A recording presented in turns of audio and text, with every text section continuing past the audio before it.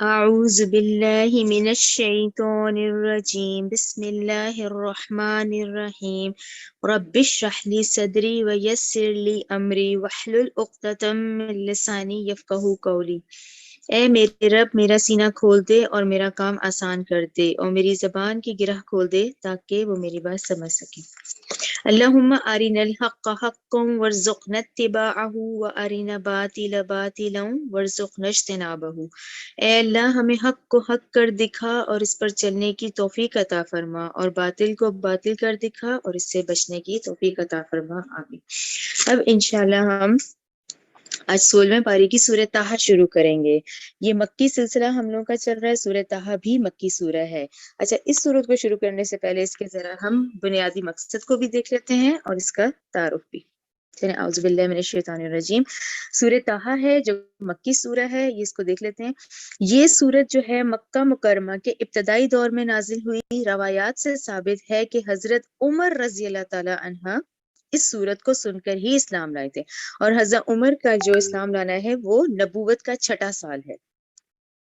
حضرت عمر رضی اللہ عنہ کی بہن فاطمہ اور ان کے بہنوئی حضرت حضرت سعید بن زید رضی اللہ تعالیٰ عنہ ان سے پہلے خفیہ طور پہ اسلام لا چکے تھے، جن کا انہیں پتہ نہ تھا، یعنی حضرت عمر کو۔ ایک حضرت گھر سے محمد صلی اللہ علیہ وآلہ وسلم کو قتل کرنے کے ارادے سے نکلے۔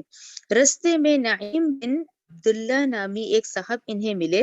انہوں نے عمر رضی اللہ عنہ سے کہا، آپ پہلے اپنے گھر کی خبر لیں جہاں آپ کے بہن بہنوئی ہو چکے ہیں۔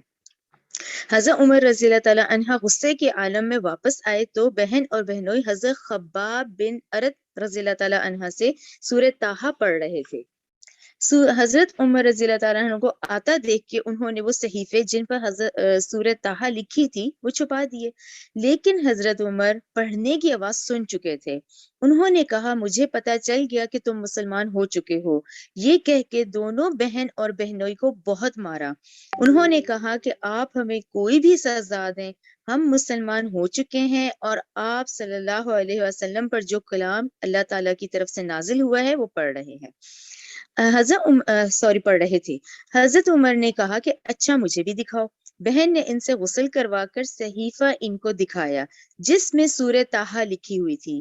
اسے پڑھ کر حضرت عمر رضی اللہ تعالیٰ عنہ مبہوت رہ گئے اور انہیں یقین ہو گیا کہ یہ کسی انسان کا نہیں بلکہ اللہ تعالیٰ کا کلام ہے۔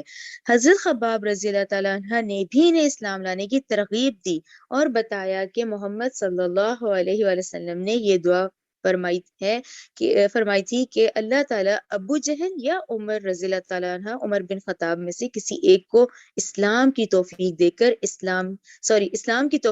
اسلام کی قوت کا سامان پیدا فرما دے۔ چنانچہ آپ صلی اللہ علیہ وسلم کی خدمت میں حاضر ہوئے اور اسلام قبول کر لیا۔ اب ادھر آگے آ جائیں کہ جس زمانے میں یہ سورت نازل ہوئی ہے وہ مسلمانوں کے لیے بہت بڑی آزمائشیں اور تکلیفوں کا زمانہ تھا۔ اس سورت کا بنیادی مقصد ان کو تسلی دینا تھا کہ اس قسم کی آزمائشیں حق کے علمبرداروں کو ہر زمانے میں پیش آئی ہیں، لیکن آخری انجام انہی کے حق میں ہوتا ہے، یعنی کہ جو اسلام قبول کرتے ہیں۔ اچھا، اس میں حضرت موسیٰ کا واقعہ بہت تفصیل سے پھر بیان کیا جائے گا، اور اس وقت بھی ایمان والوں کو بہت آزمائشوں کا سامنا کرنا پڑا، یعنی حضرت موسیٰ کے دور میں۔ اور تمام انبیاء کرام کی جو بنیادی دعوت ہے وہ ایک ہی ہوتی ہے کہ انسان ایک اللہ کو معبود مانے، ایک اللہ پر ایمان لائے اور اس کے ساتھ کسی کو شریک نہ ٹھہرائے۔ یہ تو ہم نے پڑھ لیا بنیادی مقصد سورہ طٰہٰ شروع کرنے سے پہلے۔ اچھا، اب کیونکہ میں آپ لوگ ذرا سا ریکال کریں، ہم لوگوں نے پہلے سورہ یوسف پڑھی ہے، یاد ہے آپ لوگوں کو؟ اچھا، سورہ یوسف میں کیا اس کا انفرادی اور منفرد مزاج کیا تھا اس سورت کا؟ اس سورت میں ہمیں یہ پتہ چلا تھا کہ پوری سورت ایک نبی کے حالات پر تھی، ٹھیک ہے نا؟ حضرت یوسف پہ ہی چلی تھی نا ساری، حضرت یوسف کے ہم نے تمام حالات پڑھے تھے جو سورہ یوسف تھی۔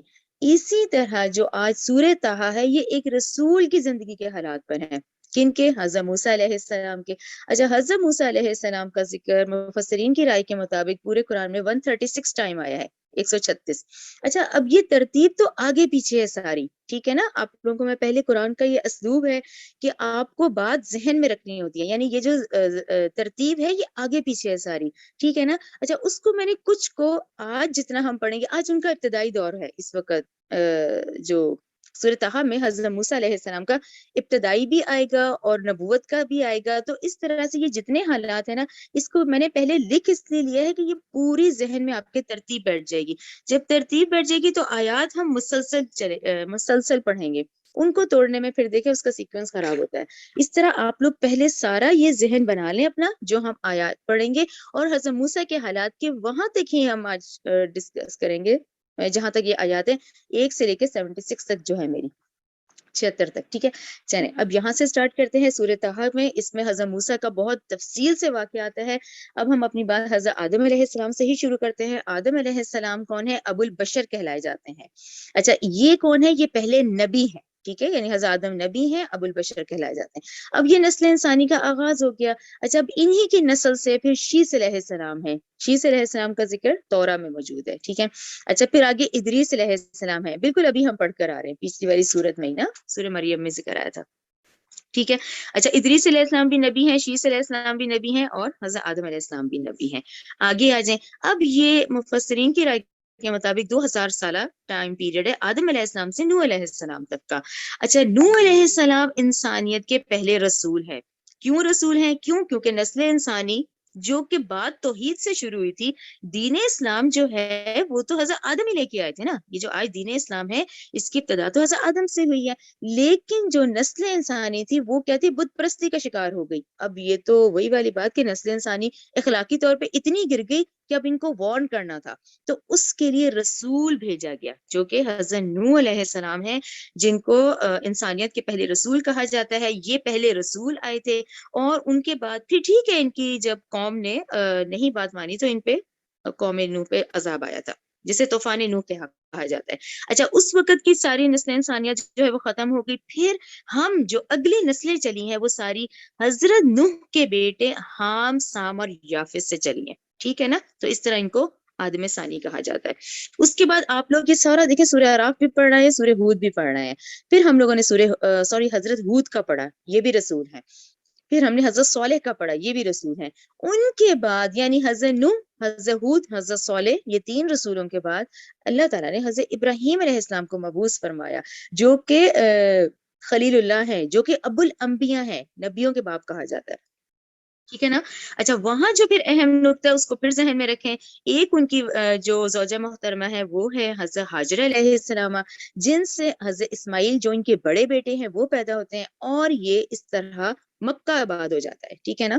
اچھا وہاں پر کیا ہوا؟ خانہ کعبہ بنا. خانہ کعبہ کون ہے؟ ٹھیک ہے, خانہ کعبہ اللہ کا گھر. اچھا اور دوسری طرف پھر انہی کی وائف جو ہے سارہ علیہ السلام ہیں, ان سے اسحاق علیہ السلام ہے, وہ جو ہیں وہ فلسطین میں ہوئے ہیں, ٹھیک ہے نا. اور فلسطین میں بنا بیت المقدس, یعنی یہ 2 بڑے توحید کے مرکز ہیں, خانہ کعبہ, بیت المقدس. وہ فلسطین میں بنا اور یہ مکہ میں, ٹھیک ہے. اب ہمارا فوکس اس وقت فلسطین والا ہے, ٹھیک ہے نا. اچھا اب کیا ہوا؟ ابراہیم علیہ السلام, ان کے بیٹے اسحاق علیہ السلام, ان کو اللہ تعالیٰ نے یعقوب علیہ السلام یعنی بیٹا پھر پوتا, اس طرح یہ سب نبی ہیں جو ابو الانبیاء ان کو کہا جاتا ہے, ٹھیک ہے نا. کہ ان سینکڑوں انبیاء جو ہیں وہ حضرت ابراہیم کی آگے نسل سے ہیں. اچھا یعقوب علیہ السلام کا لقب جو ہے وہ اسرائیل ہے, ٹھیک ہے. اس طرح بندہ کہتے ہیں, ایل اللہ کو کہتے ہیں, اسرائیل اللہ کا بندہ, عبرانی زبان کا ورڈ. آگے آ جائیں. اچھا ابراہیم علیہ السلام کی اب یہ نسل, اب اس کو ہم شارٹ اور جلدی چلتے ہیں, آپ لوگ انشاءاللہ کلیئر ہو جائے گا. دیکھیں ابراہیم علیہ السلام, ان کے بیٹے اسحاق, پھر اس کے بعد ان کے بیٹے یعقوب, یعقوب علیہ السلام کے 12 بیٹے جو بنی اسرائیل کہلائے گئے. ان میں سے یوسف علیہ السلام, اب آپ لوگوں نے سورہ یوسف کمپلیٹ پڑھی ہوئی ہے. یوسف علیہ السلام مصر گئے تو وہی بنی اسرائیل کے جو 12 بیٹے تھے وہ تمام مصر شفٹ ہو گئے, رائٹ. اچھا اس کے بعد 300 سال تو بہت اچھے گزرے, ظاہر انبیاء کی نسل سے, ان کی پہچان تھی کہ یہ لوگ تو انبیاء کی نسل سے ہیں. 300 سال کے بعد پھر اصل جو فرعونی اصل جو مصر کے رہنے والے لوگ تھے.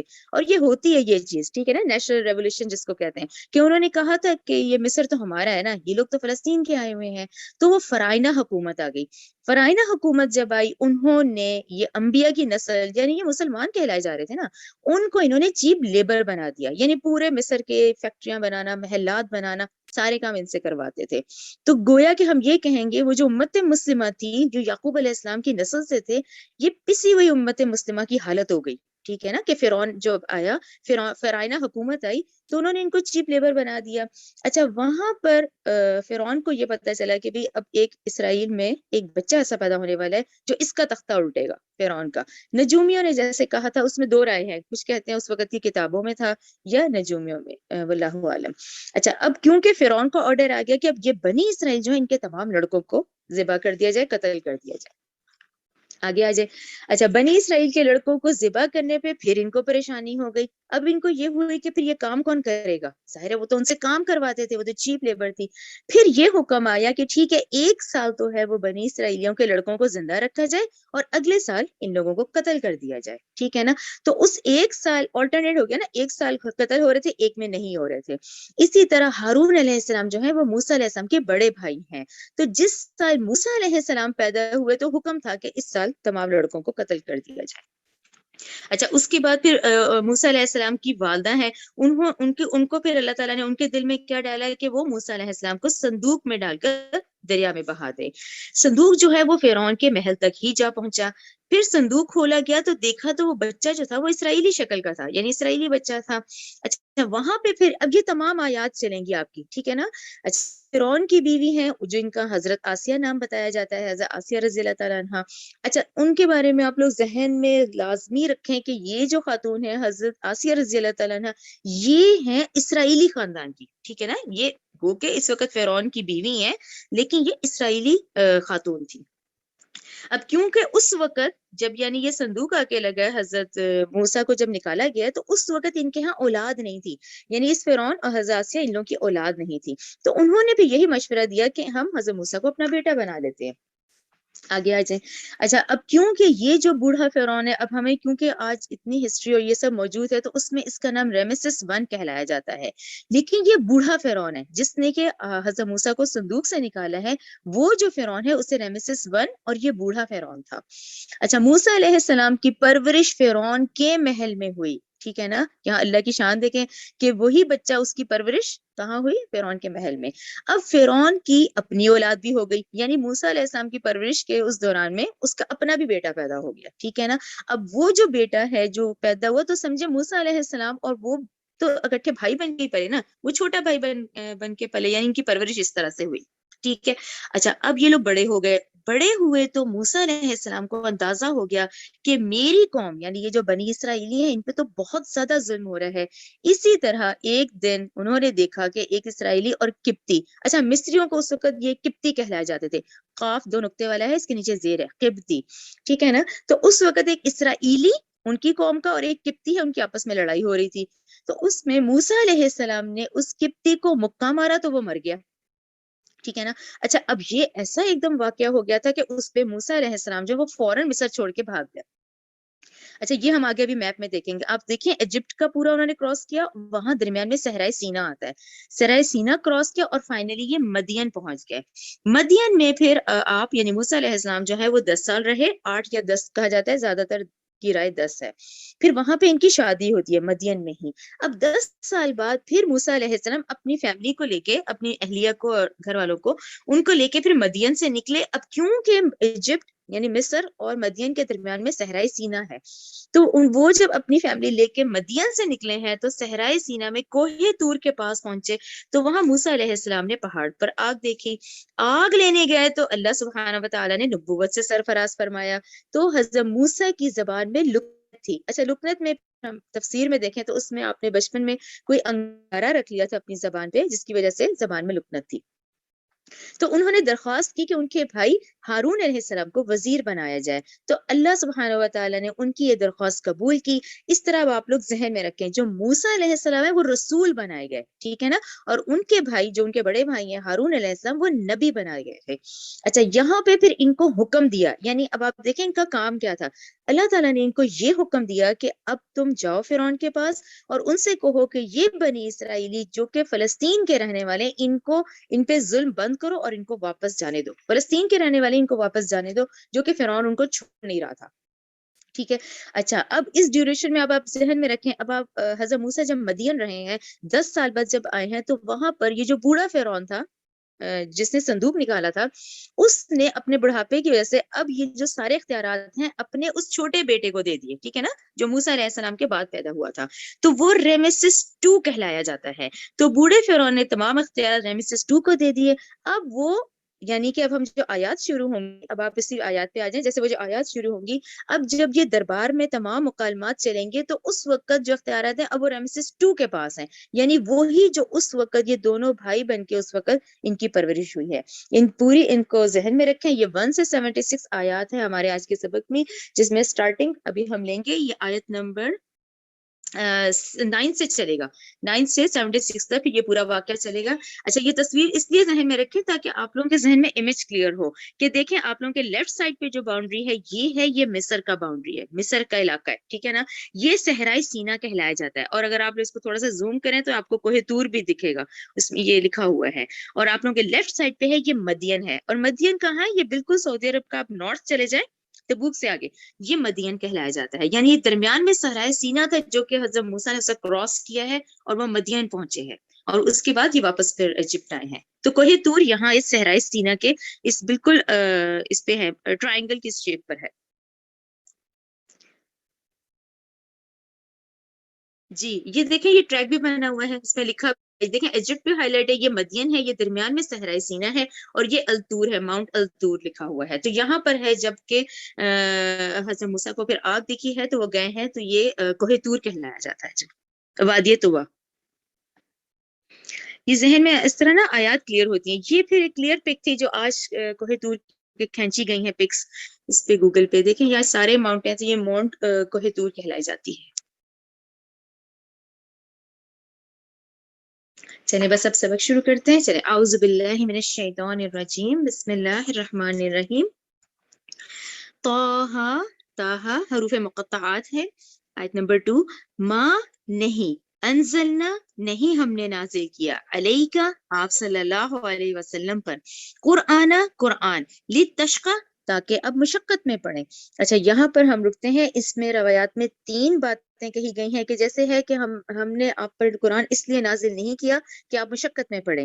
اس میں ایک تو ان تکالیف کا ذکر ہے جو کہ اس وقت کفار کی طرف سے آپ صلی اللہ علیہ وسلم کو پہنچ رہی تھیں، تو اس میں یہی بتایا جا رہا ہے کہ یہ تکلیفیں ہمیشہ رہنے والی نہیں ہیں، بلکہ ان تکلیفوں کو دور فرما کے اللہ تعالیٰ آپ کو فتح و نصرت عطا فرمائے گا۔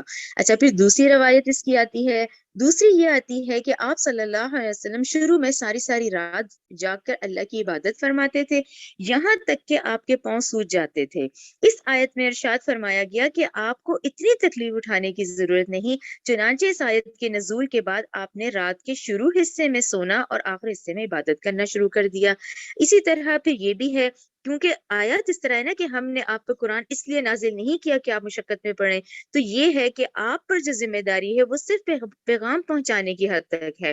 اب یہ لوگ ایمان نہیں لا رہے تو آپ ان کے پیچھے خود کو ہلکان نہ کریں۔ اس میں آپ لوگوں کو میں کہوں گی آپ لوگ ضرور لکھیں، ابھی ہم سورہ کہف آیت 6 پڑھ کر آئے ہیں، رائٹ، اس میں بھی یہی ہے کہ آپ صلی اللہ علیہ وسلم تو اے نبی کریم صلی اللہ علیہ وسلم آپ شاید اپنے آپ کو اس غم سے ہلاک کر لیں گے ان کے پیچھے اگر یہ ایمان نہ لائے اس بات پر، یعنی اس قرآن پر۔ تو یہ آپ لوگ ضرور لکھیں، سورہ کہف آیت 6 اور سورہ شعراء آیت 3 بھی ضرور لکھیں۔ چلیں آگے آ جائیں آیت نمبر 3 کی طرف۔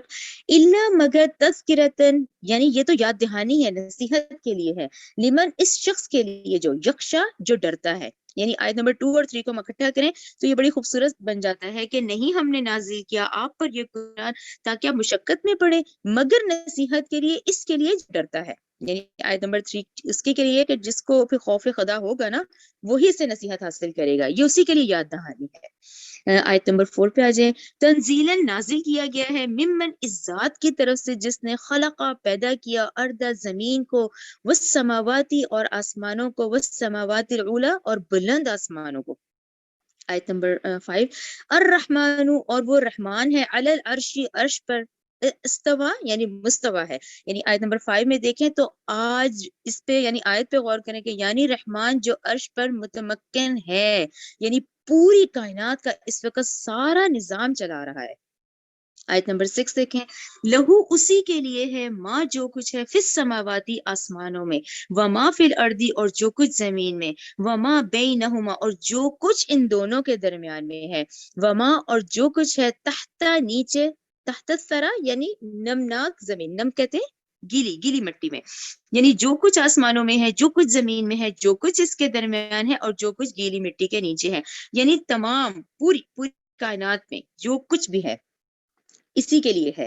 اور آیت نمبر 7 دیکھیں، وَإِن اور اگر تجہر آپ بلند آواز سے، بالقولی آپ بات کریں، آپ بلند آواز سے بات کریں، فَإِنَّهُ تو بلا شبہ، يَعْلَمُ وہ جانتا ہے، اور کیا ہے اس سرہ یعنی پوشیدہ بھی، وَأَخْفَى اور پوشیدہ تر بات کو بھی وہ جانتا ہے۔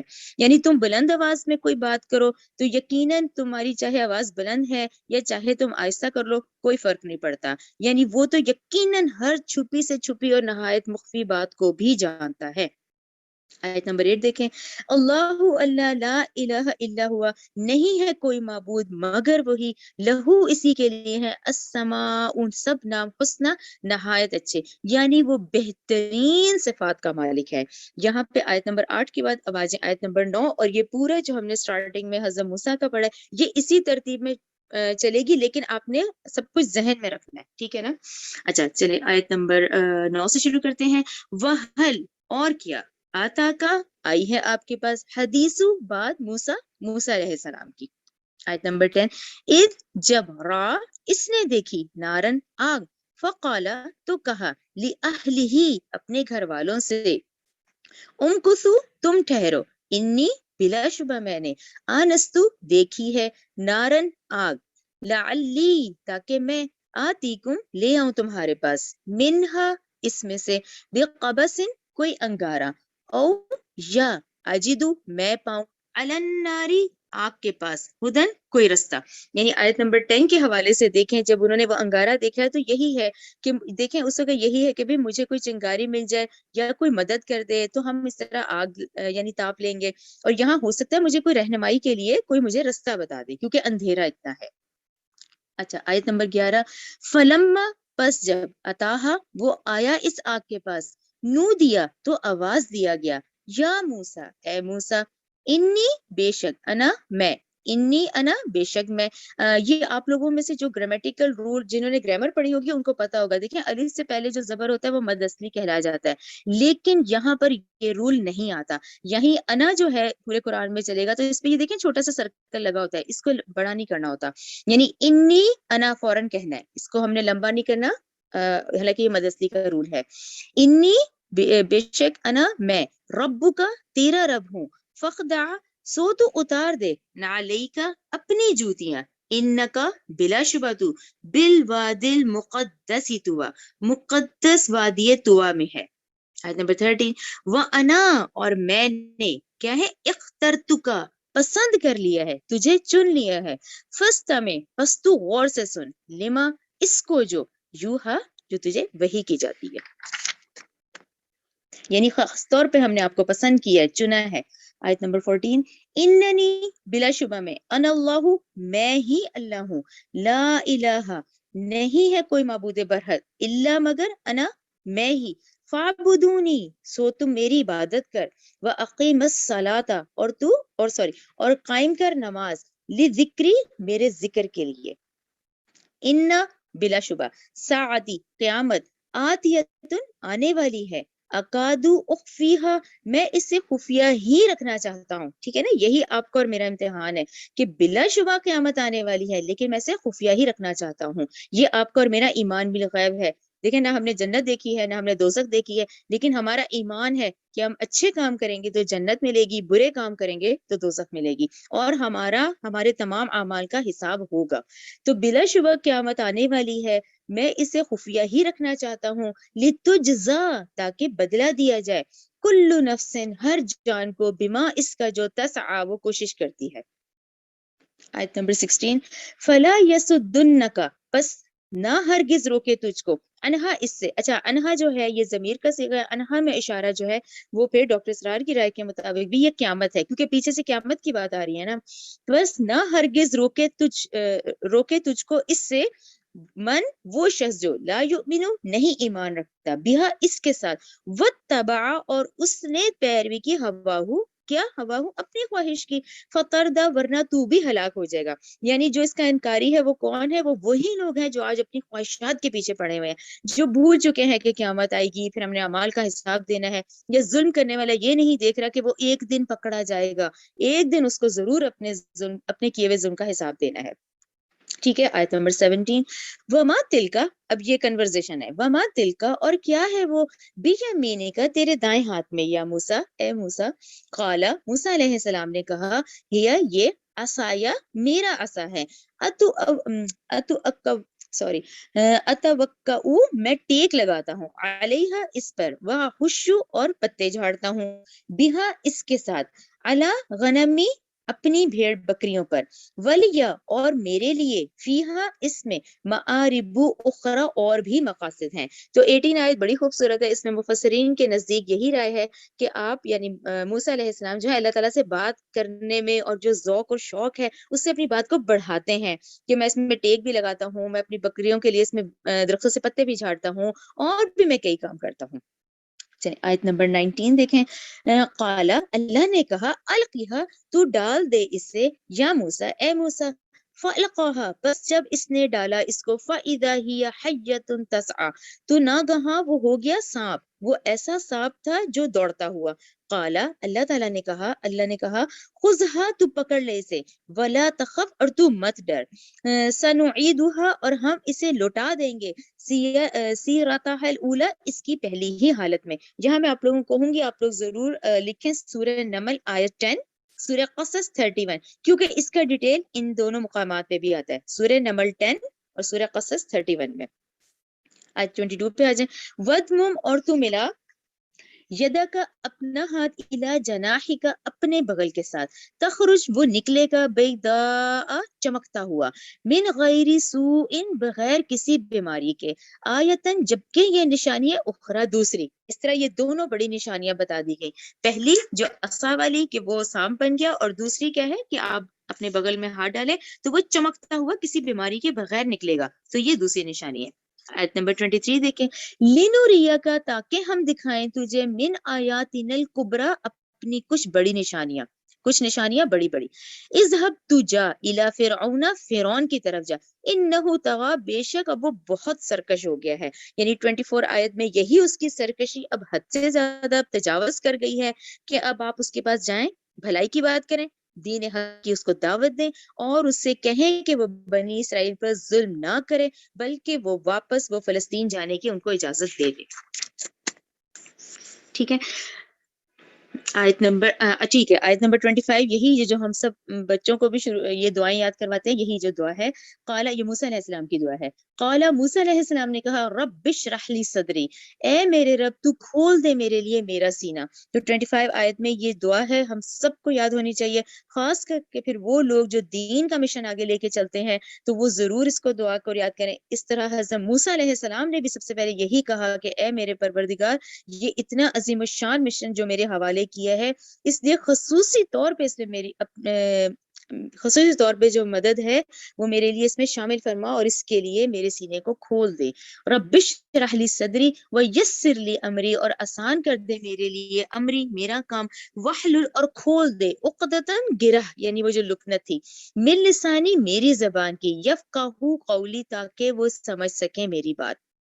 آیت نمبر 29، وجعل، اور تو بنا دے، لی، میرے لیے، وزیرن، ایک وزیر، من اہلی، میرے اہل میں سے۔ تو یہ جو 29 آیت ہے اس میں وزیر ہے، وزیر کا جو مادہ ہے وہ کیا ہے، بوجھ پر ہے، زور پہ، یعنی اس کا مطلب ہے لحاظ سے وزیر کا مطلب ہوتا ہے بوجھ اٹھانے والا، یعنی ذمہ داریوں میں مدد کرنے والا، سہارا بننے والا۔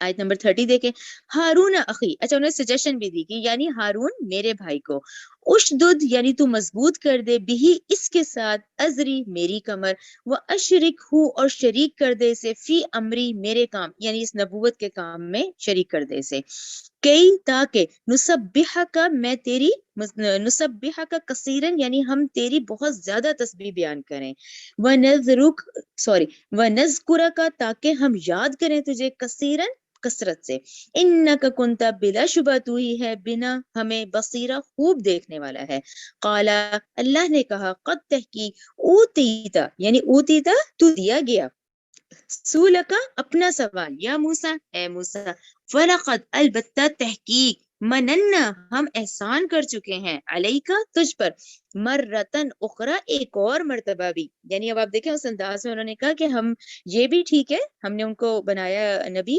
اب یہ یاد دلایا جا رہا ہے کہ البتہ ہم نے ایک اور احسان، ہم احسان کر چکے ہیں تجھ پر، مرتن اخرى ایک اور مرتبہ بھی۔ اب یہ دیکھیں، اذ جب، اوحینا ہم نے الہام کیا تھا، الی امی کا تیری ماں کی طرف، ماں یوہا ماں وہ جو یوہا جو وحی کی جاتی ہے، انقذفی یعنی یہ کہ تو ڈال دے، ٹھیک ہے نا، اقذفی تو ڈال دے اس موسیٰ کو، فی التابوتی صندوق میں، فقذفی پھر ڈال دے اس صندوق کو، فی الیمی دریا میں، فلیلقیہ پس ڈال دے گا اس کو یمو دریا، بالساحلی ساحل پر، یا خذو اب اس آیت کو ذرا غور سے دیکھیں، یا خذہو کہ پکڑے اس کو، عدو لی وعدو لہو دشمن میرا اور دشمن اس کا، یعنی کون اس کو پکڑے گا، اس کو ہم آسان سی اردو میں دیکھیں، یعنی اس دریا میں اس کو ڈال دے اور یہ ساحل پر جائے گا، اور اس کو پکڑنے والا کون ہوگا، فرعون، وہ کون ہوگا جو میرا بھی دشمن ہے، جو اس بچے کا بھی دشمن ہے، ٹھیک ہے نا، میرا بھی دشمن ہے، وعدو لہو اور اس کا بھی دشمن ہے، وَأَلْقَيْتُ اور اب یا موسیٰ کہہ کے مخاطب یعنی ڈائریکٹ براہ راست خطاب، وَأَلْقَيْتُ اور اے موسیٰ میں نے ڈال دی، علیکا تجھ پر، محبتاً محبت، منی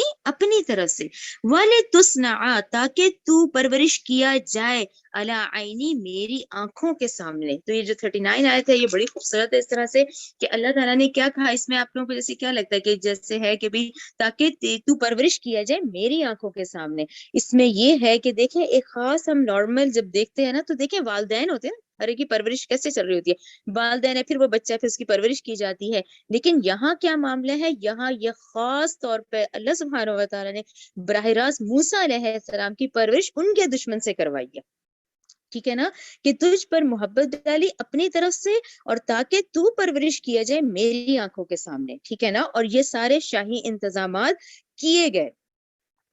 آیت نمبر 40 دیکھیں، از جب تمشی چلتی تھی، اختو کا تیری بہن، اب یہ قرآن کا اسلوب ہے، اب یہ سارا آپ ذہنوں میں رکھیں، اب یہ جو ہے آیت نمبر ہم 40 پہ ہے جی، کہ جب تمہاری بہن چلتی رہی تھی، اب یہ پھر ذہن میں رکھیں کہ وہی چلتے چلتے جب ان کی والدہ نے صندوق ڈالا ہے دریا میں، تو وہ چلتے چلتے فرعون کے محل تک پہنچ گئی، تو وہاں پر ان کی والدہ نے کہا کہ بہن کو کہ وہ ساتھ ساتھ چلتی رہے، جب وہ چلتی رہی یہاں تک کہ وہ محل پہ پہنچ گئی، اب محل پہ فوری طور پہ جب ہو گیا کہ اس بچے کو ہم نے رکھنا ہے، اور وہاں پہ دودھ پلانے کے انتظامات شروع ہو گئے، اب وہ دودھ پلانے کے انتظامات ہوئے تو اللہ سبحانہ و تعالیٰ نے حضرت موسیٰ علیہ السلام کو کسی بھی عورت کا دودھ پینے سے منع کر دیا تھا، بہت ساری عورتیں بلائی گئیں اور بالآخر وہ سب ناکام ہو گئیں، تو وہ جو بہن ہے وہ سب کچھ دیکھ رہی ہے، ٹھیک ہے نا، جب تمہاری بہن چلتی رہی تھی، اس تمشی اختوں کا، فتقولو پس وہ کہتی تھی، ہل ادلکم کیا میں رہنمائی کروں تمہاری، الا میں یکفلہ اس شخص پر جو کفالت کرے اس کی،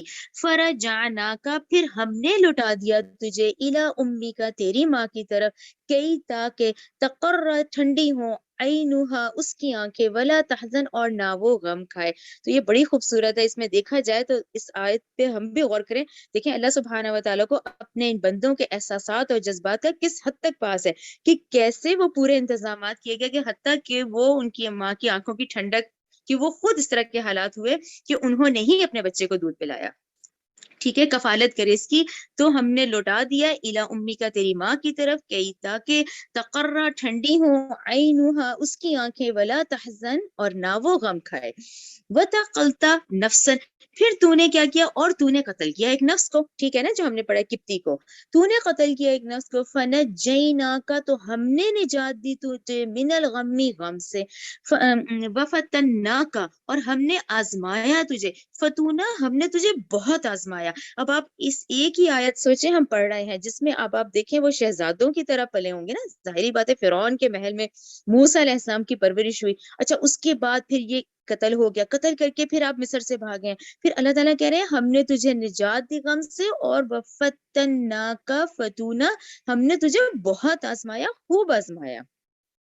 فلا بست پس تو ٹھہرا رہا سنینا کئی سال، فی اہل المدین، اب کیا وہ جو اہل مدین میں آپ کا وقت گزرا ہے، پس تو ٹھہرا رہا کئی سال اہل مدین میں، یہ آپ لوگ ابھی سورہ قصص میں پڑھیں گے انشاءاللہ ڈیٹیل سے، ثم پھر جئتا، اس کو لکھ لیا کریں کہ آگے یہ سورہ قصص میں ڈیٹیل سے آئے گا مدین والا جو ہے حصہ، ثم پھر جئتا تو آیا علی قدر ایک مقررہ اندازے پر، یا موسیٰ اے موسیٰ، یعنی جو آیت نمبر 40 ہے اس کو اب آپ پورا دیکھیں تو یہ بیسکلی اللہ تعالیٰ نے کہا کہ یہ جو آج تم ہمارے پاس آئے ہو یہ طے شدہ فیصلے کے مطابق ہے موسیٰ، یعنی یہ تمہارا جو یہاں آ جانا کوئی اتفاق کا نتیجہ نہیں ہے، بلکہ یہ ایک طے شدہ پروگرام کا حصہ ہے جس کی یہ پوری منصوبہ بندی کی گئی ہے، ٹھیک ہے۔ آیت نمبر 41 دیکھیں، وَاسْتَنَعْتُكَ لِنَفْسِي، میں نے خاص کر لیا تجھے اپنے کام کے لیے، یعنی 41 کیا ہے، خاص طور پہ تمہاری یعنی ماحول میں وہ جو محل میں تمہاری پرورش کی گئی ہے، اور خاص طور پر خصوصی صلاحیت جو تمہیں ہے اور تمہیں ایک خاص شخصیت بنایا ہے، تو میں نے تمہیں ایک خاص کام کے لیے کیا ہے، خاص کر لیا ہے تجھے اپنے کام کے لیے۔ اذهب جا، انتا تو، وہ اخو کا اور تیرا بھائی، بھی آیاتی میری نشانیاں اور معجزات لے کے، ٹھیک ہے نا، جو ہم نے دونوں معجزات پڑھے ہیں، ولا تانیہ اور نہ تم دونوں سستی کرنا، فی ذکری میری یاد میں، اس کا کیا مطلب ہوا کہ جب جب مشکل ہے، کوئی ایسے حالات ہوں تو کیا ہے، اللہ تعالیٰ سے مدد مانگنا۔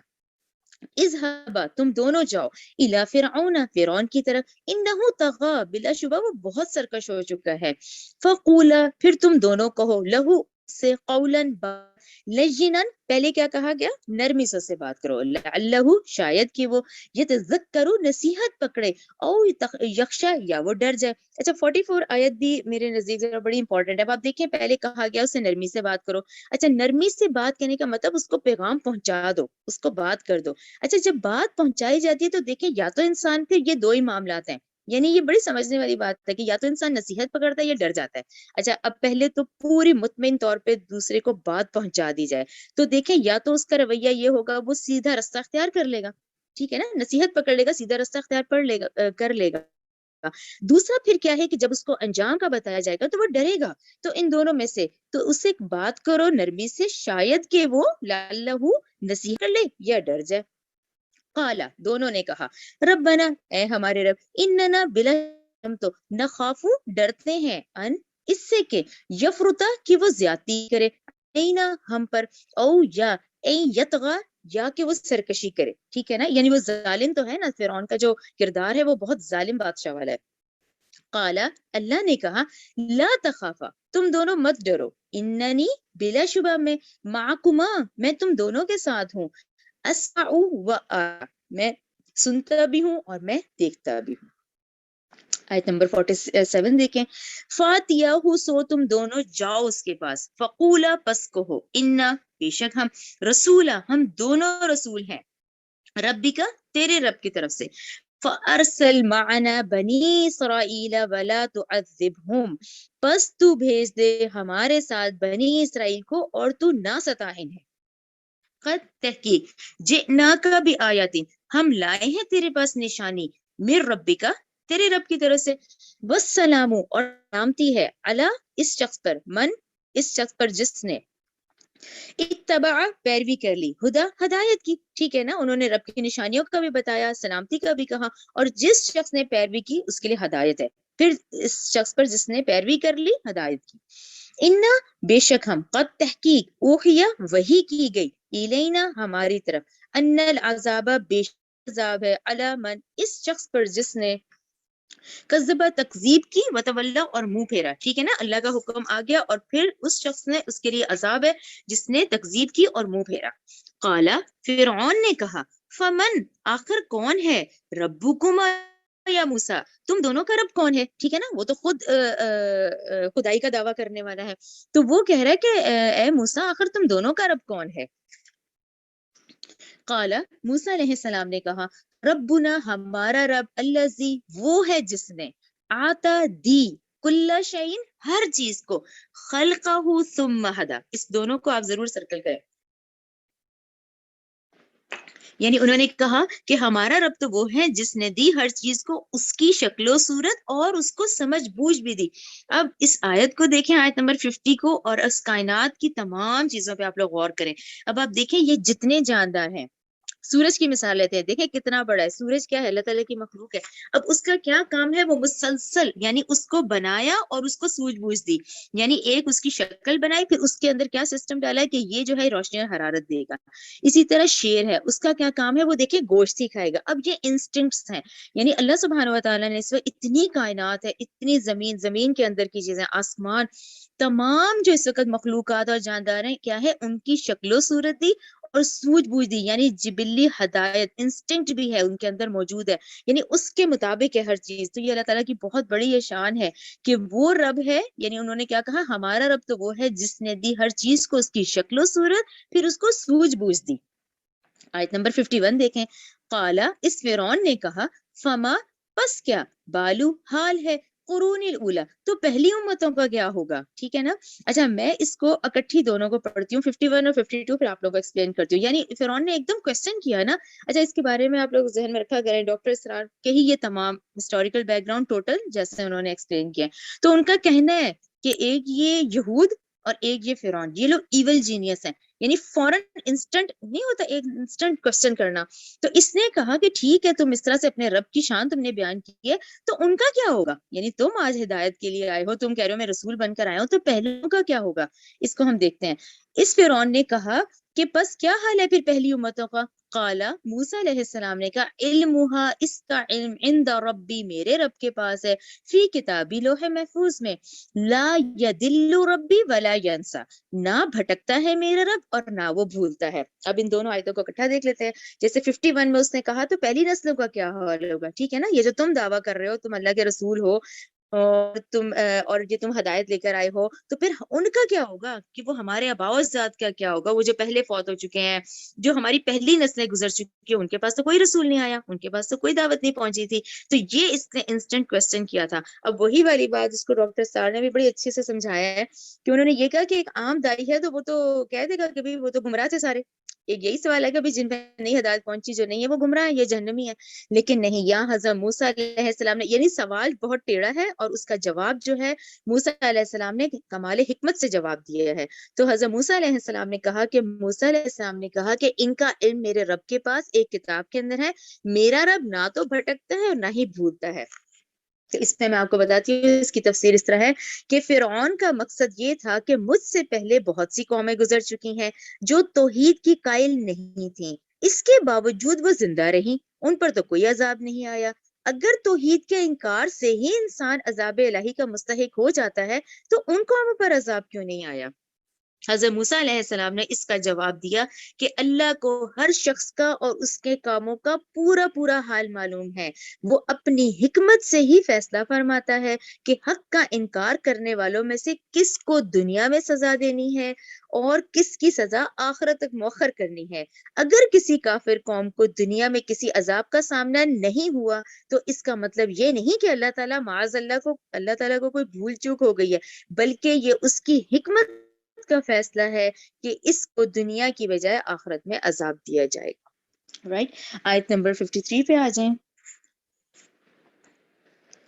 الذی، وہ ذات ہے، جعل، بنایا، لکم، تمہارے لیے، اردا، زمین کو، مہدن، بچھونا، یہ اللہ تعالیٰ کی شان ہے، ٹھیک ہے نا، کہ وہ ذات ہے جس نے بنایا تمہارے لیے زمین کو بچھونا، وہ سلکا، اور اس نے بنا دیے، لکم، تمہارے چلنے کے لیے، فیہا، اس میں، سبلن، رستے بنائے، وہ انزلہ، اور اس نے نازل کیا، من السماء ماء، آسمان سے پانی، فَأَخْرَجْنَا، پھر ہم نے نکالی، بھی اس کے ذریعے سے، ازواجن، کئی قسم کے، من نباتن شتا، کیسی مختلف نباتات، کلو تم خود بھی کھاؤ، ورعو اور چراؤ، انعامکم اپنے چوپایوں کو، ٹھیک ہے نا، خود بھی کھلاؤ اپنے چوپایوں کو بھی کھلاؤ، خود بھی کھاؤ اور ان کو بھی کھلاؤ۔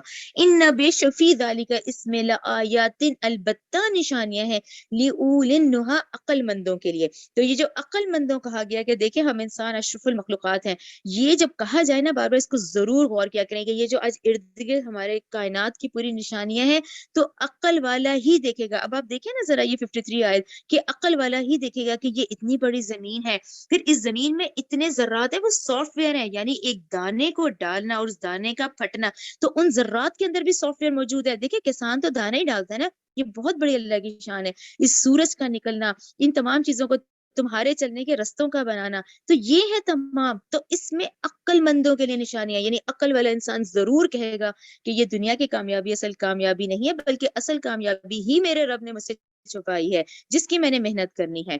تو یہ عقل مندوں کے لیے ان تمام چیزوں میں نشانیاں ہیں کہ یہ پوری کائنات کا نظام جو ہے اس کو چلانے والی ذات باری تعالیٰ ہے۔ آیت نمبر 55 دیکھیں، منہا اسی زمین سے، خلقناکم ہم نے تمہیں پیدا کیا، وفیہا اور اسی میں، نعیدکم ہم دوبارہ لوٹائیں گے تمہیں، ومنہا اور اسی میں سے، نخرجکم ہم نکالیں گے تمہیں، تارتن اخرى ایک بار پھر۔ یہ وہی والی بات ہے کہ دیکھیں ہم نے تمہیں اسی زمین سے پیدا کیا، کیونکہ وہ جو والد ہیں، والد کی خوراک کیونکہ زمینی خوراک ہوتی ہے، اسی زمینی خوراک سے وہ اتنا انرجیٹک نطفہ بنتا ہے، تو اسی سے ہی ہماری تخلیق پھر ہوتی ہے، آغاز ہوتا ہے، ٹھیک ہے نا۔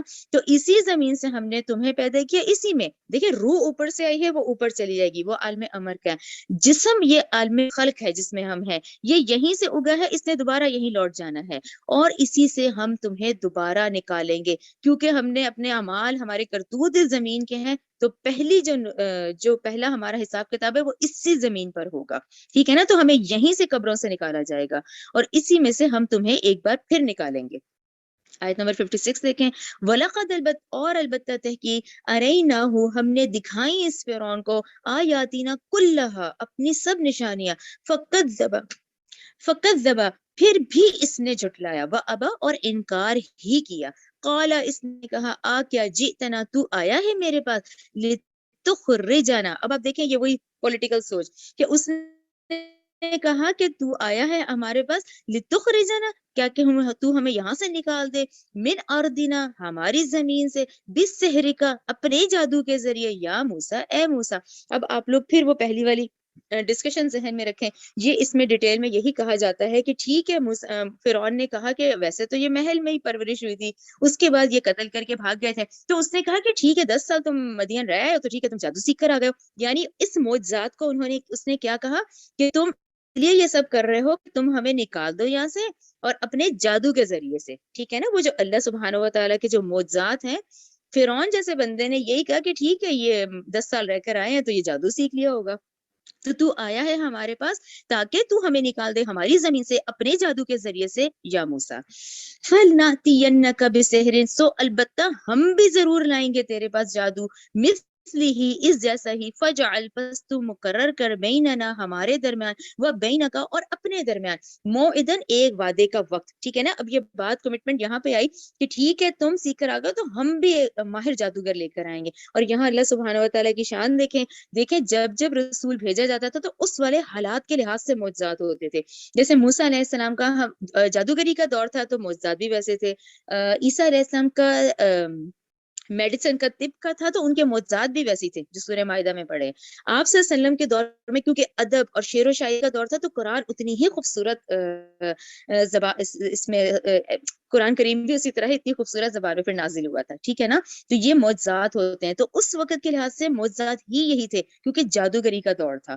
تو یہاں یہ کمٹمنٹ ہوئی کہ ٹھیک ہے ہم بھی ضرور تیرے پاس جادو لائیں گے، اس طرح پس تو مقرر کر ہمارے درمیان، و بینک اور اپنے درمیان، موعدہ ایک وعدے کا مقررہ وقت، لا نخلفہ اور نہ خلاف کریں گے اس کا، نحن ہم، ولا انت اور نہ تو، یعنی ہم دونوں نہیں کریں گے، مکانن سون کیسے، ہموار جگہ پہ، اٹ مینس کہ کھلے میدان میں۔ آیت نمبر 58 کا مطلب کھلے میدان میں پھر یہ مقابلہ ہوگا۔ قالا موسیٰ علیہ السلام نے کہا، موعدکم تمہارا وعدہ ہے یوم الزینتی زینت جشن کے دن کا. یہاں پہ آپ لوگ دیکھیں یعنی آیت نمبر 59 میں پھر موسیٰ علیہ السلام نے ڈیسائیڈ کیا کہ ٹھیک ہے پھر ایک بڑے دن کا تمہارے وعدے کا دن وہ جشن کا دن ہوگا. جشن سے کیا مراد ہے؟ جشن سے مراد یہ ہے کہ اس وقت کا کوئی تہوار تھا، وہ ایسا تہوار تھا جس میں کہ لوگوں کی بہت بڑی تعداد اس میدان میں جمع ہوتی تھی. تو اس میں حضرت موسیٰ علیہ السلام نے حکمت سے کام لیتے ہوئے اس تہوار کے اجتماع کو اسی لیے مقابلے کے لیے مخصوص کیا. موسیٰ علیہ السلام نے کہا تمہارا وعدہ ہے یوم الزینتی زینت جشن کے دن کا، وَأَنْ اور یہ کہ یحشر اکٹھے کیے جائے الناس لوگ دحا چاشت کے وقت، یعنی وقت بھی ایسا مقرر ہوا کہ ذرا سورج چڑھ جائے چاشت کے وقت، اور اس میں یہی حکمت ہے کہ بڑا اجتماع ہوگا تو حق صحیح حق ظاہر ہو جائے گا. فتح واللہ پس لوٹا فرعون ٹھیک ہے نا. اب یہ فائنل ہونے کے بعد فتح واللہ اب پس لوٹا فرعون فجمع سو اس نے جمع کیا کیدہ اپنا مکر و فریب ثم اتا پھر وہ آ گیا. ٹھیک ہے نا 60 آیت میں ٹھیک ہے اس نے بھی اپنے سارے ہتھ کنڈے جمع کیے، پوری مملکت کے جو ماہر جادوگر ہیں ان سب کو اعظم موسیٰ کے مقابلے میں کھڑا کیا یعنی مکر و فریب کے ساتھ. 61 دیکھیں قالا کہا لہم ان جادوگروں سے موسیٰ نے ٹھیک ہے نا. اب آپ لوگ سمجھے یہ کھلا میدان ہے جس میں کہ وہ جادوگر بھی آگے ہیں اور موسیٰ علیہ السلام بھی. تو پہلے موسیٰ علیہ السلام نے ان سے بات کی ہے جادوگروں سے. قالا کہا لہم ان جادوگروں سے موسیٰ علیہ السلام نے ویلکم ہلاکت ہو تمہارے لیے، لا تفترو نہ تم باندھو اللہ اللہ پر کذبا جھوٹ فیسحتکم ورنہ وہ تباہ کر دے گا تمہیں عذاب کے ساتھ. وقد اور تحقیق خوابہ ناکام ہوا من افترا ہر وہ شخص جس نے جھوٹ باندھا. تو 61 آیت میں حضرت موسیٰ علیہ السلام نے آخری حجت کے طور پہ انہیں خبردار کیا کہ دیکھو تم لوگ اللہ پہ افطرہ بازی مت کرو، میں جو کچھ لے کر آیا ہوں یہ جادو نہیں ہے بلکہ یہ اللہ کا عطا کردہ معجزہ ہے. یعنی انہوں نے مقابلے سے پہلے ایک دفعہ پھر جادوگروں کو سمجھایا ہے، بلکہ آخری حجت کے طور پہ ان سے یہ بات کی ہے. ٹھیک ہے آیت 62 دیکھیں فتنازعوا پھر انہوں نے اختلاف کیا امرہم اپنے معاملے میں بینہم آپس میں واسروا اور انہوں نے چپکے کی نجوہ سرگوشی. اب 62 آیت کا آپ پس منظر دیکھیں تو اب کیونکہ جب حضرت موسیٰ نے بات کی ہے تو وہ جو جادوگر ہیں وہ مرعوب ہو گئے. اب ایک تو نبوت کا روب، ایک ان کی اپنی شخصیت کی وجاہت حضرت موسیٰ علیہ السلام کی. تو بیسکلی دیکھا جائے تو اس وقت جادوگروں سے بھی وہ برداشت نہ ہو سکی، بلکہ ان میں آپس میں اختلافات ہو گئے کیونکہ انہوں نے آپس میں مشورے کیے چپکے، بلکہ انہوں نے یہاں تک کیا کہ یہ مثلا 62 کا آپ ذہن میں رکھیں آیت کو. 62 آیت میں یہی ہے کہ انہوں نے کہا سرگوشی کر کے اور مشورہ کیا کہ بہتر ہے کہ یہ مقابلہ نہ ہی کیا جائے. یہ ان کا آپس کا مشورہ تھا 62 آیت میں. ٹھیک ہے نا، اس روب کے نبوت کے روب کی وجہ سے اور آپ کی جلالی شان کی وجہ سے، حضرت موسیٰ کی اس تقریر کی وجہ سے جو انہوں نے سمجھایا ان کو. آیت 63 دیکھیں قالو انہوں نے کہا ان بلا شبہ ہازانی یہ دونوں لساہرانی البتہ دونوں جادوگر ہیں، یریدانی دونوں چاہتے ہیں این یہ کہ یخرجاکم کہ نکال دیں تمہیں من اردکم تمہاری زمین سے بسحرہما اپنے جادو کے زور سے، وَيَذْهَبَ اور وہ لے جائیں برباد کرے بِطَرِيقَتِكُمُ الْمُثْلَى اور تمہارا طریقہ عمدہ طریقہ. اب یہ جب سرگوشی ہوئی ہے ساری تو تھوڑا سا ذرا چینج آ گیا، درباری بھی مل گئے ان کو ہوا، البتہ فائنلی انہوں نے جادوگروں کو کنونس کر لیا کہ نہیں یہ کرنا ہے. اچھا نہ صرف یہ بلکہ آیت نمبر 63 میں انہوں نے کہا نہیں بلکہ یہ تو دونوں جادوگر ہیں، یہ تو چاہتے ہیں کہ تم میں نکالیں. ٹھیک ہے نا. اب وہ ایسی سچویشن ہو گئی جب جادوگر تھوڑے گھبرائے تو انہوں نے کہا نہیں یہ دونوں چاہتے ہیں کہ تمہیں یہاں سے نکال دیں، یعنی موسیٰ اور ہارون علیہ السلام، اور اپنے جادو کے زور سے، اور بلکہ کیا ہے وہ لے جائیں برباد کر دیں تمہارا طریقہ. یہاں آپ لوگوں کو کیا لگتا ہے کہ انہوں نے کیوں کہا یہ بِطَرِيقَتِكُمُ الْمُثْلَى یعنی تمہارے عمدہ طریقے کو، یعنی یہ اس طرح کی ایک یہ چال ہے ان لوگوں کی. تو یہ تہذیب کو کہا گیا. اس نے کہا یہ تو تمہاری مثالی تہذیب کو برباد کر دیں گے. اب آپ سوچیں وہ مثالی تہذیب کیا ہوگی. آپ لوگ دیکھیں سورہ یوسف میں ہم دیکھتے ہیں تو ان خواتین سے ہی ہمیں اندازہ ہو جاتا ہے جو سورہ یوسف کے اندر وہ جو مصر کی خواتین ہیں کہ با اثر طبقے کو ڈرانے والی بات ہوتی ہے کہ آج تمہارے پاس اقتدار ہے، آج تمہاری ثقافت ہے، آج تمہاری تفریحات ہیں، آج یہ آزادیاں ہیں، موسیٰ پہ ایمان لاتے تو یہ سب ختم ہو جائے گا. تو اس بات پہ اس نے کہا کہ یہ اپنے جادو کے ذریعے سے یہ تو برباد کر دیں گے تمہارا طریقہ، تمہارا عمدہ طریقہ. جبکہ یہ تمام جو ہے اگر ہم تھوڑا سا بھی سورہ یوسف ذہن میں لاتے ہیں تو ان خواتین کے کردار سے ہمیں اندازہ ہو جاتا ہے کہ کتنی آزادی تھی اس وقت. آیت نمبر 64 دیکھیں. فَأَجْمِعُوا لہٰذا تم پختہ کر لو کیدکم اپنی تدبیریں ثم پھر ایتو صفا تم آ جاؤ صف باندھ کر، یعنی کہ بالکل مضبوطی سے مقابلہ کرو. وقد اور تحقیق افلح کامیاب ٹھہرا الیوم آج کے دن من استعلا وہ شخص جو غالب آ گیا. آیت نمبر 65 دیکھیں. قالو انہوں نے کہا یا موسیٰ اے موسیٰ اما ان تلقیا یہ کہ یا تو ڈالے و اما ان نکونا یا یہ کہ ہم ڈالیں. اولا من القا تو پہلے جو ڈالیں گے. قالا موسیٰ علیہ السلام نے کہا بل القو بلکہ تم ہی پہلے ڈالو. ٹھیک ہے نا، مقابلے میں موسیٰ علیہ السلام نے کہا تم پہلے ڈالو. فَإِذَا تو انہوں نے لی ہبالہم رسیاں. حبل رسی کو کہتے ہیں، ہبالہم جمع ہے. تو انہوں نے کیا ڈالی؟ رسیاں. وعصیہم اور لاٹھیاں ڈالی. ٹھیک ہے نا، عصا سے عصیہم، اور انہوں نے لاٹھیاں ڈالی. یخیلو اور خیال میں ڈالا الیہ اس کے من ان کے جادو کی وجہ سے انہا تسعی بے شک دوڑ رہی ہیں. یعنی 66 آیت میں موسیٰ نے جب کہا کہ تم ڈالو تو انہوں نے وہ رسیاں اور لاٹھیاں جب جادو کے اثر سے ڈالیں تو وہ ایسے نظر آئیں گویا کہ وہ دوڑ رہی ہوں. یعنی وہ مجمع والوں کو، میدان میں جتنے لوگ تھے ان کو ایسے ہی لگا ان لاٹھیوں کو دیکھ کے جیسے وہ سانپوں کی طرح دوڑ رہی ہوں. ٹھیک ہے نا. فَأَوْجَسَ تو محسوس کیا. ٹھیک ہے نا، آیت 67 دیکھیں. فَأَوْجَسَ تو محسوس کیا فی نفسی ہی اپنے نفس میں خیفتن خوف موسیٰ علیہ السلام نے. اب 67 میں کیوں انہوں نے خوف کیوں محسوس کیا؟ دیکھیں خوف اسی لیے محسوس کیا کہ ان کے جی میں آیا کہ جس نوعیت کا میرا معجزہ ہے تو وہی تو انہوں نے کر ڈالا. ٹھیک ہے نا، وہ جو ان کو خوف آیا وہ یہی تو تھا کہ یہی تو یہ نوعیت ہے میری، اور وہی یہ لے کر آ گیا کہ ان کی جو رسیاں اور لاٹیاں ہیں وہ بھی اسی طرح تیزی سے دوڑتی نظر آ رہی ہیں جیسے سانپ ہے. تو انہیں یہ خوف آیا. آیت نمبر 67 میں. 68 دیکھیں. قلنا تو ہم نے کہا لا تخف مت تو ڈر انکا انت العالی بلا شبہ تو ہی غالب ہے. وَأَلْقِ اور تو ڈال اپنی لاٹھی ما جو فی یمینی کا تیرے دائیں ہاتھ میں ہے تلقف وہ نگل جائے گی ما صنعوا وہ کچھ جو کچھ انہوں نے بنایا ہے. انما صنعوا اور بلا شبہ جو کچھ انہوں نے بنایا ہے کید الساحرین یہ فریب ہے، جادوگروں کا دھوکا ہے. تو یہ ہے عام جو آپ کی اور میری جو لینگویج ہوتی ہے ہم اس کو نظر بندی کہتے ہیں. ٹھیک ہے نا، آنکھوں کا دھوکا یہ ہے. تو اللہ تعالیٰ نے کہا جو کچھ انہوں نے بنایا ہے، جو کچھ کید الساحرین یہ تو فریب ہے، نظر کا دھوکا ہے. ولا یفلح اور نہیں کامیاب ہوتا ساحر جادوگر ہے جس جگہ تھا وہ حق کے مقابلے میں آئے وہ کبھی بھی کامیاب نہیں ہوا. آیت نمبر 70 دیکھیں. اچھا، یہ جیسے ہی انہوں نے ڈالی ہے وہ سارا اژدہا نے وہ ساری ان کی لاٹھیاں اور رسیاں جو ہیں وہ کھا لی. ٹھیک ہے نا. فَأُلْقِيَا اب کیا ہے آیت نمبر 70 میں آ جائیں. آیت نمبر 70 اس طرح ہے فَأُلْقِيَا بالآخر گرا دیے گئے، یعنی یہاں کیا ہے گرا دیے گئے. سحرۃ جادوگر سجدن جب کہ وہ سجدہ کرنے والے تھے. یعنی یہ کیا ورڈ یوز ہوا ہے کہ اس معجزے کو دیکھنے کا اتنا اثر تھا کہ بے ساختہ ہو کے سجدے میں گر جانا. اچھا یہاں پہ میں ذرا رکوں گی. آپ لوگوں کو یاد ہوگا جن لوگوں نے سورہ اعراف میں ساتھ پڑھی ہے کہ ہم نے پورا ایکسپلین کیا تھا کہ یعنی بس گرا دیے گئے جادوگر ہی سجدے میں. اب آپ اس کو ویژولائز کریں کہ اتنا بڑا مجمع ہے، فرعون ہے، درباری بھی ہیں، سارے لوگ بھی دیکھ رہے ہیں. ٹھیک ہے نا. اس میں جادوگر ہی کیوں گرے؟ سوال تو اٹھتے ہیں نا کہ جادوگر ہی کیوں گرے؟ فرعون ہے، درباری ہے، اتنا بڑا مجمع وہ تو نہیں گرے.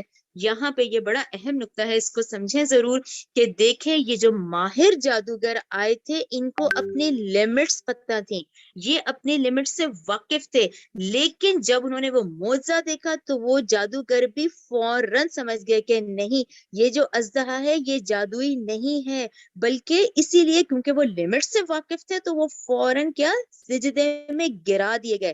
بس گرا دیے گئے جادوگر سجدے میں. تو سجدہ جادوگروں نے کیا کیونکہ وہ اس فن کے لیمٹ سے واقف تھے، وہ سمجھ گئے تھے کہ یہ جادو نہیں ہے، اس لیے بالآخر گرا دیے گئے جادوگر جبکہ وہ سجدہ کرنے والے تھے. اس کو سلیش کریں، آگے دیکھیں. قالو تو انہوں نے کہا آمنا ہم ایمان لے برب ہارون و موسیٰ ہارون اور موسیٰ کے رب پہ. قالا فرعون نے کہا آمنتم کیا تم ایمان لاتے ہو لہو اس پر؟ قبل پہلے، ان اس کے آذن لکم کہ میں تمہیں اجازت دوں. اچھا اس کو آپ لوگوں کے کیا ذہن میں آتا ہے؟ دیکھیں ڈاکٹر صاحب نے اس کو بڑے خوبصورتی سے سمجھایا کہ یہ وہ دور تھا کہ جو بادشاہ کا دین تھا وہی رایا کا تھا، رایا کو اجازت نہیں ہوتی تھی. جو سردار کا دین تھا وہی رایا کا تھا. اس لیے اس نے کہا کہ تم نے ایسے کیسے کر لیا؟ کہ موسیٰ نے کہا کہ تم ایمان لاتے ہو اس پر اس سے پہلے کہ میں تمہیں سوری فرعون نے کہا ان جادوگروں کو کہ کیا تم ایمان لاتے ہو موسیٰ پر اس سے پہلے کہ میں تمہیں اجازت دوں. اچھا اس کے بعد کیونکہ یہ سچویشن ایسی ہو گئی تھی اور جادوگر گر گئے تھے، اب آپ دیکھیں اسے وہی کہتے ہیں اس کی چلاکی اور انٹلیکچوئل ایول انٹلیکچوئل. اچھا اس نے اب یہ جو ہے نا اگلی جو آیت میں پڑھی ہوں یہ اس کی اسی سچویشن کو دیکھتے ہوئے ایک اور چال ہے. انہو بلا شبہ وہ موسیٰ علیہ السلام لکبیرکم وہ تمہارا بڑا ہے، الذی وہ جس نے علمکم السحر سکھا دیا تمہیں جادو. ٹھیک ہے نا، یہ اس کی چال دیکھیں اس سچویشن کو دیکھتے ہوئے، کیونکہ ظاہر ہے وہ اتنے ماہر جادوگر ہے. تو اب یہ جو پبلک ہے وہ ڈاواڈول تو ہوتی ہے نا، وہ بات تو کلک کرتی ہے کہ ٹھیک ہے اگر یہ گر گیا تو واقعی اس کا مطلب موسیٰ علیہ السلام تو حق پر ہے. یہ سچویشن تو آتی ہے نا. تو اس نے فوراً یہ چال چلی. اس نے کیا چلی کہ ٹھیک ہے یہ تو پلان سے ہے. اس نے یہ کہا یہ تو تم پلان سے ہو. موسیٰ علیہ السلام دراصل تمہارے استاد ہیں، تم نے ہی ان سے سیکھا ہے، اب تم آپ سے مل گئے ہو، اب کیونکہ تمہیں شکست ہو گئی تو تم سرزے میں گر گئے ہو. ٹھیک ہے نا، یہ بہت بڑی اس نے پلان چلا کہ تم نے ہمارے خلاف بہت بڑی سازش کی ہے تم لوگوں نے مل کے. انہو لکبیرکم الذی علمکم السحر. ٹھیک ہے. فلا اب آپ پھر آگے دیکھیں، فلا اقطعن البتہ میں ضرور کاٹوں گا، ایدیکم تمہارے ہاتھ، و ارجلکم تمہارے پاؤں، من خلاف ایک دوسرے کی مخالف جانب. یعنی اب آپ دیکھیں ایک شخص کا ہاتھ کٹ جائے یا پاؤں کٹ جائے، لیکن یہاں اس نے کہا میں اگر رائٹ سائڈ کا تمہارا ہاتھ کاٹوں گا تو لیفٹ سائڈ کی ایک ٹانگ کاٹ دوں گا. یعنی بالکل لولا لنگڑا نہیں ہوتا اس طرح سے میں کاٹوں گا تمہارے ہاتھ اور تمہارے پاؤں ایک دوسرے کی مخالف جانب سے. ولا اسلبنکم البتہ میں ضرور سولی دوں گا تمہیں، فی جذوع النخل کھجور کے تنوں پر، ولا تعلمن البتہ تم ضرور جان لو گے، اینا کہ کون ہم میں سے اشد زیادہ سخت ہے، عذابا و ابقا عذاب دینے میں اور زیادہ باقی رہنے میں. یعنی تم جلد ہی میرے اور موسیٰ علیہ السلام کے بارے میں تمہیں جلدی پتہ چل جائے گا. 72 دیکھیں، قالو انہوں نے کہا. ٹھیک ہے، اب جادوگروں کے ایمان کا دیکھیں. قالو انہوں نے کہا لن نؤثرک ہم ہرگز نہیں تجھے ترجیح دیں گے، علامہ ان پر جو جاءنا آئی ہمارے پاس، من البینات واضح دلیلیں. یعنی آپ ان کے ایمان کو دیکھیں کہ انہوں نے جب وہ ایمان لے آئے ہیں انہوں نے کہا ٹھیک ہے ہم ہرگز اب تجھے ترجیح نہیں دیں گے، ان پر جو آئی ہمارے پاس من البینات واضح دلیلیں، والذی اور اس ذات پر جس نے فطرنا پیدا کیا ہمیں، فقدی چنانچہ تو کر لے، ماں جو کچھ بھی انت قادن جو کچھ تو کر سکتا ہے. ٹھیک ہے نا، آیت نمبر 72 کے لحاظ سے اس نے کہا اب تم کیا کر سکتے ہو. ٹھیک ہے نا، آیت نمبر 72 کے لحاظ سے جی یہی کہ اب تم کیا کر سکتے ہو، دنیا ہی ہے نا. ٹھیک ہے، دنیاوی طور پر تم ہمیں سزائیں دے دو گے، ہم آج نہیں تو کل تو ہم نے جانا ہی ہے اللہ کے پاس، تو ٹھیک ہے یہ پریشانی ہماری ختم ہو جائے گی. یعنی ان کے ایمان کا یہاں لیول دیکھیں، انہوں نے کہا ٹھیک ہے تم کیا کر لو گے اس سے زیادہ آج نہیں تو کل، تو آج تو ہم نے سب نے ختم ہو ہی جانا ہے. انما بس تقدی تو فیصلہ کر سکتا ہے، حاضح الحیات الدنیا تو اس دنیا کی زندگی کا ہی فیصلہ کر سکتا ہے. ٹھیک ہے نا. ان بلا شبہ ہم آمنا ہم ایمان لا چکے ہیں، بربنا اپنے رب کے ساتھ، لیغفر لنا تاکہ وہ بخش دے ہمارے لیے، خطایانا ہماری خطائیں، وما اور اس جرم کی بھی، اکرہتنا جو تو نے مجبور کیا. ٹھیک ہے نا، اب وہ فرعون کو کہہ رہے تو نے ہمیں مجبور کیا تھا، علیہ اس کے کر لینے پر، من السحری اس جادو کے. یعنی فرعون کی پلاننگ تھی نا، اس کی چال تھی کہ جادوگر ماہر جادوگروں کو اکٹھا کرنا. تو اس نے کہا کہ تو نے ہمیں مجبور کیا تھا اس کے کرنے پر، من السحری اس جادو کے کرنے پر. تو اس پہ آپ لوگ 62 لکھیں، میں نے اسی لیے 62 ذرا ایکسپلین کی تھی کہ وہ رکے تھے، وہ چاہ رہے تھے کہ یہ نہ ہو مقابلہ، کیونکہ حضرت موسیٰ کی پرسنالٹی کا جو روب تھا وہ ان پہ پڑ گیا تھا. لیکن اب وہ کہہ رہے ہیں کہ تو نے ہمیں مجبور کیا تھا یہ کر لینے پر، من السحری اس جادو کے کرنے پر، واللہ اور اللہ خیر و ابقا اللہ کیا ہے، بہت بہتر ہے اور بہت باقی رہنے والا ہے. آیت نمبر 74 دیکھیں، انہو بے شک یہ شان ہے، من وہ شخص جو یاتی آئے گا ربہ اپنے رب کے پاس، مجرمن مجرم بن کر، مجرم کافر مشرک بن کر، فإنہ تو بے شک لہو اس کے لیے جہنم جہنم تیار ہے، لا یموت فیہا ولا یحیا، یہ اتنی سخت آیت ہے کہ جہنم جو اس کے لیے تیار کر رکھی ہے، نہ وہ مرنے جیسا ہوگا اور نہ وہ جینے جیسا ہوگا، ٹھیک ہے نا۔ مرے گا تو وہ اس لیے نہیں کہ دیکھیں اس دن یہ حدیث کا مفہوم ہے کہ موت تو مینڈے کی شکل میں لا کے ختم کر دی جائے گی نا، تو ان کو موت تو نہیں آنی، اور جینے کی بھی نفی اس لیے کی گئی ہے کہ جینا بھی ایسا جینا ہوگا کہ جو موت سے بدتر ہوگا، اس لیے وہ کیسے ہوں گے، نہ وہ اس سچویشن جیسے ہوں گے اور نہ وہ جینے میں ہی شمار کرنے کے لائق ہوں گے۔ اس پہ کہا کریں اللہم اجرنا من النار، اللہم اجرنا من النار۔ آیت نمبر 75 دیکھیں، ومن اور وہ شخص جو یاتی ہی آئے گا اس کے پاس، مؤمنن مومن ہو کر، قد تحقیق عملہ اس نے عمل کیے ہوں گے، الصالحات نیک، فاولئک تو یہ لوگ، لہم الدرجات العلی تو ان کے لیے درجے بہت بلند ہیں، جنات ایسے باغ یعنی ایسے باغات ہیں، عدن ہمیشگی کے، تجری بہتی ہیں، من تحتہا ان کے نیچے، انہار نہریں، خالدین فیہا وہ ہمیشہ رہیں گے ان میں، وذالک اور یہی ہے جزاء جزا من تزکا اس شخص کی جو پاک ہوا۔ یہ سائملٹینیس کنٹراسٹ ہے، جہاں یہ سخت آیات آتی ہیں وہاں یہ بھی آتی ہے کہ جہاں جہاں ایمان والے اپنے اعمال جو کہ اعمال صالح لائیں گے تو ان کے لیے ہمیشہ رہنے والے باغات ہیں۔ یہ ہمارا سبق کمپلیٹ ہوتا ہے۔ ربنا تقبل منا انک انت السمیع العلیم وتب علینا انک انت التواب الرحیم، سبحانک اللہم وبحمدک، اشہد ان لا الہ الا انت